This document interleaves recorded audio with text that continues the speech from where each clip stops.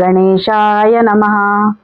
ನಮಸ್ಕಾರ ವೀಕ್ಷಕರೇ, ನಮ್ಮ ಚಾನೆಲ್ಗೆ ನಿಮ್ಮೆಲ್ಲರಿಗೂ ಆತ್ಮೀಯ ಸ್ವಾಗತ. ಜೂನ್ 2, 2026ರಿಂದ ಒಂದು ದೊಡ್ಡ ಗ್ರಹ ಚಲನೆ ನಡೆಯುತ್ತಿದೆ. ಗುರು ಬದಲಾವಣೆ ಅಂದ್ರೆ ಗುರುಗ್ರಹ ಮಿಥುನ ರಾಶಿಯಿಂದ ಕಟಕ ರಾಶಿಗೆ ಪ್ರವೇಶ ಮಾಡುತ್ತಿದೆ.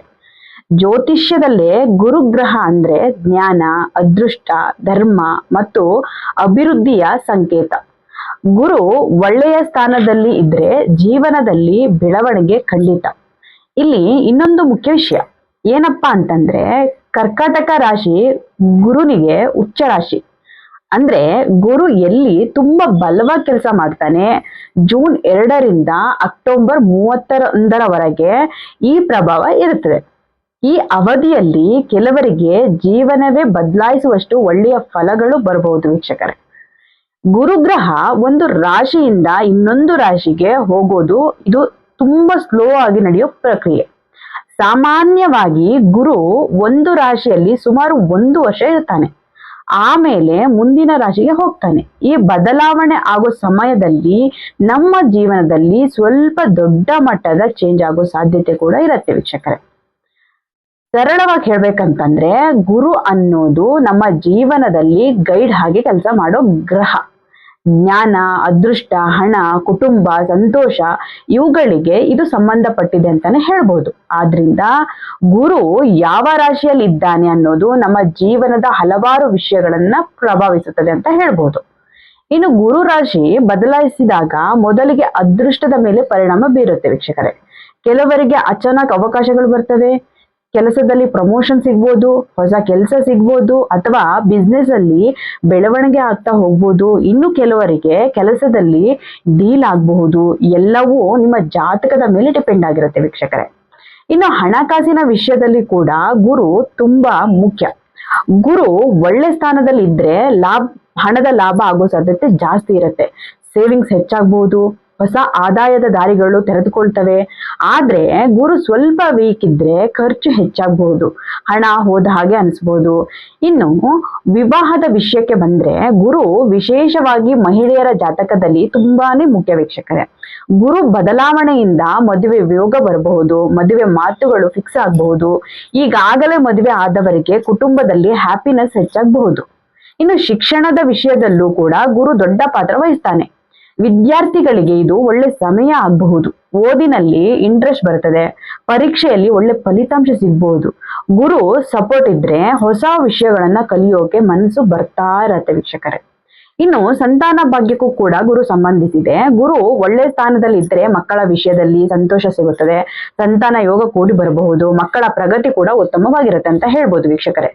ಒಟ್ಟಿನಲ್ಲಿ ಹೇಳ್ಬೇಕಂದ್ರೆ ಗುರುಗ್ರಹದ ಬದಲಾವಣೆ ಅಂದ್ರೆ ಜೀವನದಲ್ಲಿ ಒಂದು ಹೊಸ ಚಾಪ್ಟರ್ ಶುರು ಆಗೋ ತರ.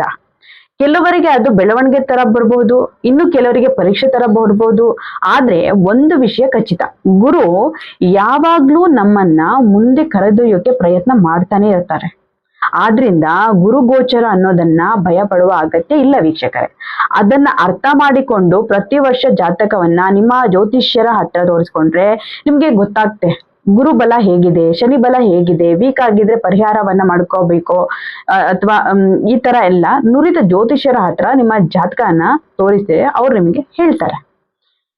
ಇವತ್ತಿನ ವಿಡಿಯೋದಲ್ಲಿ ನಾವು ವಿಶೇಷವಾಗಿ ಯಾವ 5 ರಾಶಿಗಳಿಗೆ ರಾಜಯೋಗ, ಯಾವ ರಾಶಿಯವರಿಗೆ ಗುರುಚಲನೆ ತುಂಬಾ ಲಾಭ ಕೊಡಲಿದೆ ಅನ್ನೋದನ್ನ ತಿಳ್ಕೊಳ್ಳೋಣ ವೀಕ್ಷಕರೇ. ಮೊದಲನೇ ರಾಶಿ ವೃಷಭ ರಾಶಿಯವರಿಗೆ ಈ ಸಮಯದಲ್ಲಿ ಹಣಕಾಸಿನ ವಿಷಯದಲ್ಲಿ ದೊಡ್ಡ ಪ್ರಗತಿ ಕಾಣಿಸುತ್ತೆ. ಬಹಳ ದಿನಗಳಿಂದ ನಿಂತಿದ್ದ ಕೆಲಸಗಳು ಈಗ ಮುನ್ನಡೆಯುತ್ತವೆ. ನೀವು ಮಾಡಿದ ಪ್ರಯತ್ನಗಳಿಗೆ ಫಲ ಕೂಡ ಸಿಗೋದು. ಉದ್ಯೋಗದಲ್ಲಿ ಇದ್ದವರಿಗೆ ಪ್ರಮೋಷನ್ ಅಥವಾ ಸಂಬಳ ಹೆಚ್ಚಿಗೆ ಪಡೆಯುವಂತ ಸಾಧ್ಯತೆ ಇದೆ. ವ್ಯಾಪಾರ ಮಾಡ್ತಿರೋರಿಗೆ ಹೊಸ ಅವಕಾಶಗಳು ಸಿಗ್ತವೆ. ಈ ಅವಧಿಯಲ್ಲಿ ನಿಮ್ಮ ಅದೃಷ್ಟ ಸಹ ನಿಮ್ಮ ಜೊತೆ ಇರುತ್ತೆ ವೀಕ್ಷಕರೇ. ನೀವು ಏನ್ ಶುರು ಮಾಡಿದ್ರು ಅದರಲ್ಲಿ ಯಶಸ್ಸು ಕಾಣಲು ಸಾಧ್ಯತೆ ಜಾಸ್ತಿ ಇದೆ. ಹಣದ ಹರಿವು ಉತ್ತಮವಾಗಿರುತ್ತೆ. ಆದ್ರೆ ಒಂದು ಸಣ್ಣ ಸಲಹೆ ಏನಪ್ಪಾ ಅಂತಂದ್ರೆ, ಬಂದ ಹಣವನ್ನ ಸರಿಯಾಗಿ ಬಳಸಿ, ಅನಾವಶ್ಯಕ ಖರ್ಚು ಮಾಡಬೇಡಿ. ಖರ್ಚನ್ನ ಕಡಿಮೆ ಮಾಡಿದ್ರೆ ಇನ್ನೂ ತುಂಬಾ ಒಳ್ಳೇದಾಗತ್ತೆ ಅಂತಾನೆ ಹೇಳ್ಬೋದು ವೀಕ್ಷಕರೇ. ಇನ್ನು ಕುಟುಂಬದ ವಿಚಾರದಲ್ಲೂ ಕೂಡ ನಿಮ್ಗೆ ಶಾಂತಿ ಇರುತ್ತೆ, ಮನೆಯಲ್ಲಿ ಸದಸ್ಯರ ಜೊತೆ ಒಳ್ಳೆಯ ಸಂಬಂಧ ಇರುತ್ತೆ. ವೃಷಭ ರಾಶಿಯವರಿಗೆ ಇದು ಒಳ್ಳೆಯ ಸಮಯ ಅಂತಾನೆ ಹೇಳ್ಬೋದು ವೀಕ್ಷಕರೇ. ಇನ್ನು ಕರ್ಕಾಟಕ ರಾಶಿಯವರಿಗೆ ಇದು ತುಂಬಾ ಒಳ್ಳೆ ಸಮಯ, ಏಕೆಂದ್ರೆ ಗುರು ನಿಮ್ಮ ಸ್ವರಾಶಿಗೆ ಬರ್ತಾನೆ. ಇದರಿಂದ ನಿಮ್ಮ ಆತ್ಮವಿಶ್ವಾಸ ಹೆಚ್ಚಾಗತ್ತೆ, ನೀವು ತೆಗೆದುಕೊಳ್ಳುವ ನಿರ್ಧಾರಗಳು ಸರಿಯಾಗ್ತವೆ, ಜೀವನದಲ್ಲಿ ಸ್ಪಷ್ಟತೆ ಕೂಡ ನಿಮಗೆ ಸಿಗ್ತಾ ಹೋಗುತ್ತೆ. ಇನ್ನು ಆರೋಗ್ಯದ ದೃಷ್ಟಿಯಿಂದಲೂ ಇದು ಒಳ್ಳೆಯ ಸಮಯ. ಹಳೆಯ ಸಮಸ್ಯೆಗಳು ನಿಧಾನವಾಗಿ ಕಡಿಮೆ ಆಗ್ತವೆ, ಮನಸ್ಸು ಹಗುರವಾಗಿರುತ್ತೆ. ನೀವು ಹೊಸ ಕೆಲಸಗಳನ್ನು ಆರಂಭಿಸಲು ಇದು ಒಳ್ಳೆಯ ಸಮಯ ಅಂತಾನೆ ಹೇಳ್ಬೋದು. ಇನ್ನು ವೃತ್ತಿ ಜೀವನದಲ್ಲಿ ದೊಡ್ಡ ಬದಲಾವಣೆಗಳನ್ನ ನೀವು ಕಾಣಬಹುದಾಗಿರುತ್ತೆ. ನೀವು ಕೆಲಸದಲ್ಲಿ ಗಮನ ಕೊಟ್ರೆ ದೊಡ್ಡ ಯಶಸ್ಸು ನಿಮ್ದೇ ಅಂತಾನೆ ಹೇಳ್ಬೋದು. ನಿಮ್ಮ ಮೇಲಧಿಕಾರಿಗಳ ಗಮನ ಹೆಚ್ಚಾಗ್ತಾ ಹೋಗುತ್ತೆ. ಇನ್ನು ವೈಯಕ್ತಿಕ ಜೀವನದಲ್ಲೂ ಸಂತೋಷ ಹೆಚ್ಚಾಗ್ತಾ ಹೋಗುತ್ತೆ. ನೀವು ಬಯಸಿದ ವಿಷಯಗಳು ನಿಧಾನವಾಗಿ ನಿಜವಾಗ್ತವೆ. ಈ ಸಮಯವನ್ನ ಸರಿಯಾಗಿ ಉಪಯೋಗಿಸ್ಕೊಂಡ್ರೆ ಭವಿಷ್ಯ ತುಂಬಾನೇ ಸ್ಟ್ರಾಂಗ್ ಆಗಿರತ್ತೆ ವೀಕ್ಷಕರೇ. ಇನ್ನು ಕನ್ಯಾ ರಾಶಿಯವರಿಗೂ ಕೂಡ ಈ ಗುರು ಚಲನೆ ಆದಾಯದಲ್ಲಿ ಹೆಚ್ಚಳ ತರಲಿದೆ ಅಂತಾನೆ ಹೇಳ್ಬೋದು. ನೀವು ಮಾಡುತ್ತಿರುವ ಕೆಲಸದಿಂದ ಲಾಭ ಬರುತ್ತದೆ. ಹೊಸ ಆದಾಯದ ಮಾರ್ಗಗಳೇನಿದೆ ಅದೆಲ್ಲ ತೆರ್ಕೊಳ್ತಾ ಹೋಗ್ತವೆ. ನೀವು ಮಾಡಿದ ಹೂಡಿಕೆಗಳಿಂದ ಉತ್ತಮ ಫಲ ಸಿಗುವ ಸಾಧ್ಯತೆ ತುಂಬಾ ಇದೆ. ಸಾಮಾಜಿಕ ಗೌರವ ಕೂಡ ಹೆಚ್ಚಾಗತ್ತೆ. ನಿಮ್ಮ ಮಾತಿಗೆ ಬೆಲೆ ಕೂಡ ಬರುತ್ತೆ. ಮತ್ತೆ ಸ್ನೇಹಿತರು, ಪರಿಚಯಸ್ಥರು ನಿಮ್ಮನ್ನ ಗೌರವಿಸ್ತಾ ಹೋಗ್ತಾರೆ. ಈ ಸಮಯದಲ್ಲಿ ನೀವು ತೆಗೆದುಕೊಳ್ಳುವ ನಿರ್ಧಾರಗಳು ಭವಿಷ್ಯಕ್ಕೆ ಲಾಭದಾಯಕ.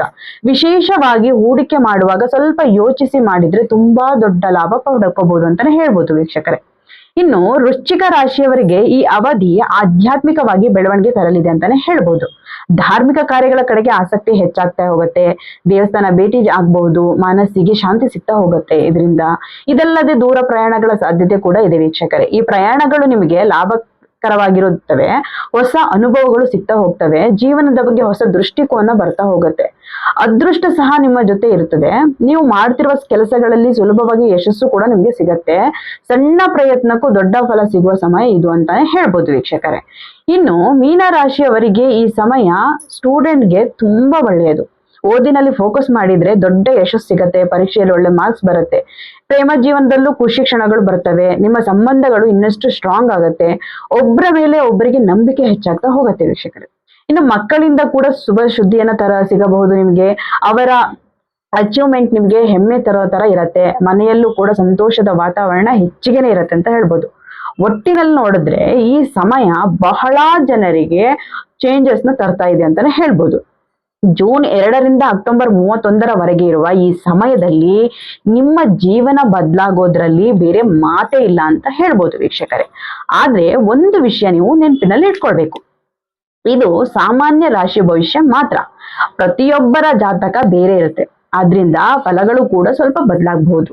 ಆದ್ರೂ ನೀವು ಪಾಸಿಟಿವ್ ಆಗಿರಿ. ನಿಮ್ಮ ಕೆಲಸ ಸರಿ ರೀತಿಯಲ್ಲಿ ಮಾಡಿ.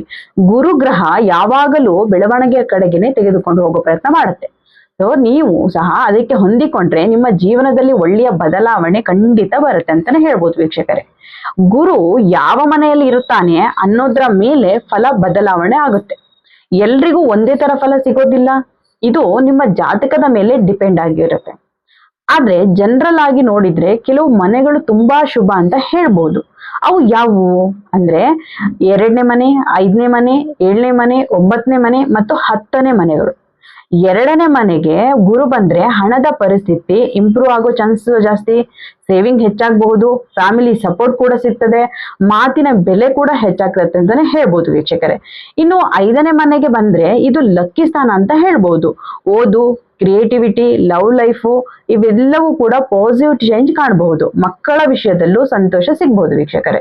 ಇನ್ನು 7ನೇ ಮನೆಗೆ ಬಂದ್ರೆ ರಿಲೇಶನ್ಶಿಪ್ ನಲ್ಲಿ ಇಂಪ್ರೂವ್ಮೆಂಟ್ ಆಗಬಹುದು. ಮದುವೆ ಯೋಚನೆ ಇದ್ರೆ ಒಳ್ಳೆ ಸಮಯ. ಪಾರ್ಟ್ನರ್ ಜೊತೆ ಅಂಡರ್ಸ್ಟ್ಯಾಂಡಿಂಗ್ ಹೆಚ್ಚಾಗತ್ತೆ ಅಂತಾನೆ ಹೇಳ್ಬೋದು. ಇನ್ನು 9ನೇ ಮನೆಗೆ ಗುರು ಬಂದ್ರೆ ಅದೃಷ್ಟ ಸ್ಟ್ರಾಂಗ್ ಆಗಿ ಆಗುತ್ತೆ. ನೀವು ಮಾಡೋ ಕೆಲಸಗಳಿಗೆ ಸಪೋರ್ಟ್ ಸಿಗತ್ತೆ. ಟ್ರಾವೆಲ್ ಚಾನ್ಸ್ ಇರ್ಬೋದು ಅಥವಾ ಜೀವನದಲ್ಲಿ ಪಾಸಿಟಿವ್ ಟರ್ಮ್ ಬರೋ ಸಾಧ್ಯತೆ ಇದೆ ಅಂತಾನೆ ಹೇಳ್ಬೋದು. ಇನ್ನು 11ನೇ ಮನೆಗೆ ಬಂದ್ರೆ ಇದು ಡೈರೆಕ್ಟ್ಗೆ ಹೌಸು, ಹಣ ಅವಕಾಶಗಳು, ಹೊಸ ಸಂಪರ್ಕಗಳು ಇವೆಲ್ಲ ಬರೋ ಸಾಧ್ಯತೆ ಜಾಸ್ತಿ. ನೀವು ಬಯಸಿದ ಗುರಿಗಳು ನಿಧಾನವಾಗಿ ಅಚೀವ್ ಆಗ್ತಾ ಹೋಗುತ್ತೆ ಅಂತಾನೆ ಹೇಳ್ಬೋದು. ಒಟ್ಟಿನಲ್ಲಿ ಹೇಳ್ಬೇಕಂದ್ರೆ ಗುರು ಈ ಶುಭ ಸ್ಥಾನಗಳಲ್ಲಿ ಇದ್ರೆ ಲೈಫ್ ನಲ್ಲಿ ಗ್ರೋತ್, ಹ್ಯಾಪಿನೆಸ್ ಮತ್ತೆ ಸ್ಟೆಬಿಲಿಟಿ ಅನ್ನೋದು ಬರುತ್ತೆ. ಆದ್ರೆ ಇಲ್ಲಿ ಒಂದು ಮುಖ್ಯ ವಿಷಯ ನೆನಪಿಟ್ಕೊಳ್ಳಿ. ಗುರು ಒಳ್ಳೆ ಸ್ಥಾನದಲ್ಲಿ ಇದ್ದರೂ ನೀವು ಎಫರ್ಟ್ ಹಾಕ್ಬೇಕು. ಕೆಲಸ ಮಾಡದೆ ಕುಳಿತರೆ ಫಲ ಸಿಗೋದಿಲ್ಲ. ಗುರು ಅವಕಾಶ ಕೊಡ್ತಾನೆ, ಅದನ್ನ ಬಳಸೋದು ನಮ್ಮ ಕೆಲಸ ಆಗಿರುತ್ತೆ. ಈ ಮಾಹಿತಿ ನಿಮ್ಗೆ ಇಷ್ಟ ಆದ್ರೆ ವಿಡಿಯೋಗೆ ಲೈಕ್ ಮಾಡಿ. ಇಂತಹ ಇನ್ನಷ್ಟು ಸಿಂಪಲ್ ಜ್ಯೋತಿಷ್ಯ ಅಪ್ಡೇಟ್ ಬೇಕಾದ್ರೆ ನಮ್ಮ ಚಾನಲ್ಗೆ ಸಬ್ಸ್ಕ್ರೈಬ್ ಮಾಡಿ. ಧನ್ಯವಾದಗಳು ವೀಕ್ಷಕರೇ.